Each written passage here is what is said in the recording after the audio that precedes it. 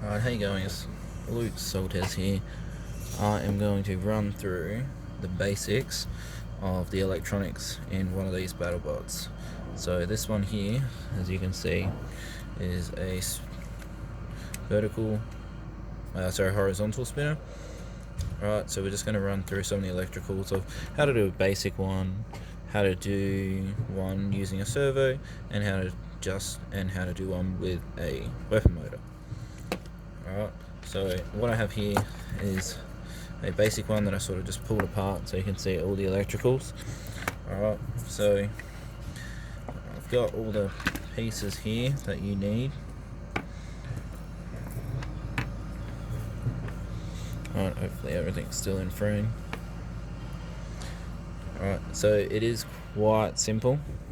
Alright, you're going to need yourself two motors, an ESC. So the ESC obviously controls your power from your receiver to your motors. Alright, so you need one of them, and you need your receiver, and you need a battery. A couple of other things that you will need is a switch. So you need to wire yourself in a switch as well, and you will also need an LED. Alright, so they're the other things that you need, but I'll show you how I've wired them in previously. Alright, so your ESC comes like this. So this one in particular comes like this. Other ones, sometimes you might have to solder in all these parts here, but it's a little bit complicated soldering them, so these ones are really good that they come already soldered. So what you need to do with these is you cut these plugs off. Some motors come with certain plugs, you can just plug them in. The motors that we have, you need to solder them in. Alright, so cut these wires. Alright, you can cut them at, you probably best bet is to cut them at the shortest length. Alright, so that it's weight. Okay, you got to remember you're trying to keep under 150 grams, and these are quite heavy, so try to cut these a bit short as you need. Right, with these motors, I'll bring it right up. You might not be able to see, but there's a little plus symbol on the bottom, so obviously that's your positive and that's your negative. Okay, obviously red is your positive and black is your negative, so you would solder them onto there. That's actually the only soldering that you need to do, alright, for a basic bot. Alright, now these other plugs here, alright, this one here is your signal, and this one is your signal. So this ESC itself does forward, back, and left and right. Okay, so it's a dual ESC. So one of these will do forward and back, and one of these will do left and right. I'm not sure which one, but you can play around with that. Alright, and this one here is your battery. So your battery comes in, alright, and you've got your plug already on it, so you don't have to solder that on. So that's really cool. Alright, so this is your receiver as well. So your receiver, these plugs here will plug in. Right, you'll notice that one's got 3 wires and one's only got one single wire, and so this wire here has got a signal, positive and a negative. So that positive and that negative send the power from the ESC to the receiver, because the receiver needs power. However, it only needs power from one import to have enough power to run it, so you only need signal on the second one here. Alright, so when you're plugging these in, alright, this one here, alright, the white is signal, red is positive, black's negative. So if you have a look on here, see if I can bring it up nice and close. So you've got signal, positive and negative. Alright, so you plug this one in, just make sure you're plugging it the right way. Alright, this one here goes to channel 4. Okay, so channel 4 is there. Alright, the yellow one here goes to channel 2. Alright, but there's a signal, so you only want the one on the left. So then you would plug that in there. Alright, and then that's connected. And basically, if you have a basic push bot that has no other electricals, that's how you would wire that one in. Okay, you don't need any other plugs. Alright, so I'll show you a basic push bot now. So this one I've sort of hacked into a little bit. So one of the wheel, I've taken one of the wheel. So you can see how I've soldered that in. Right, so that's soldered straight into the ESC here. Okay, on top of the ESC, I've soldered in a switch. Right, now that switch, I've cut the battery cable. Alright, so the cable that went directly from the ESC to the battery, I've cut the red wire in half and I put a switch in there. Okay, so that cuts all your power on and off there. Alright, so you've got your battery connected in here. Alright, I've left the negative, that's fine. So we have our receiver. Now with the receiver, what I've done, you can see I've got a little LED, and I've actually just soldered that on to the positive and negative of one of the plugs here. Now the reason why I've done that is because the LEDs are 5 volts and this battery is a 7.4 volts. So if you plug that straight in, it will actually just burst the LED and it won't work. Unless you can get LEDs that will take 7.4 volts, that'll be fine. But I just plug it in here, it still works fine. Alright, so there's different ways you could do. You could wire it somewhere if you wanted to, but that's up to you. Alright, so now that's all wired in. So I've got my switch. If I turn that on, my LED lights up. Alright, so fairly good. Hopefully that was seen. Alright, now, so that's basic push bot. Right, to bind these, right, on your receiver, you'll have a little bind plug. Right, I'll just show you what it looks like.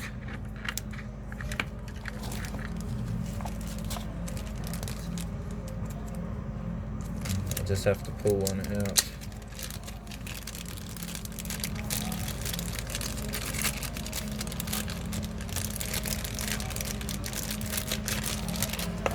Oh, here. So you have a little black plug. Hopefully you can see it. Yep. So you got a little black plug. What you need to do with that is in this receiver here, you'll have one that says it's got a B there, so that's your binding one here. So what happens is it takes the negative and the signal and it basically loops them together. Alright, so if you put that in, and then when you turn it on, alright, you should see in here, it's flashing like that. So it means it's in bind mode. Okay, so when it's in bind mode, with your controller, right, there's a button to the left here. Hold that down before you turn it on, and then you turn it on. Right, and if all the switches, and hopefully you just seen that, it said bind OK. Alright, so that means it's binded to that receiver. Okay, now if you turn that off now, turn your bot off, right, and we want to take that bind switch out. So just pull that bind switch out, turn it back on, right, and right, and now we should have power back. Let me just check. Yep. Okay. So that's working now. Nope. So that's how you bind the transmitter to the receiver. Okay, now one other thing I can show you quickly, right, is a servo motor. Okay, so this is a metal geared 9-gram servo motor. So the idea of this here is this part here will actually spin and rotate. Right, now these are wired already, and these plug straight into your receiver. So if we plug that into channel 3, right, so the yellow one is signal, positive and negative. Okay, so if you're not sure, have a look at your other ones. You've got metal on the ends here, and this is plastic. This metal frame here always faces up. Right, so if we plug that into channel 3, right,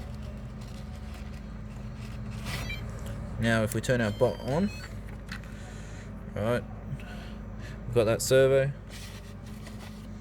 I'll just show you with the transmitter, right, and we can move that servo up and down with that there. So what this is used for is this for like using, so if you want to use a grabber or something, or a flipping type of bot, you put that on your robot. So that's fairly easy. Alright, so that's a basic grabber, pusher, grabber, flipper style bot. Now when you want to start adding in a weapon motor, alright, then you need to add another ESC. So this is a weapon ESC. Alright.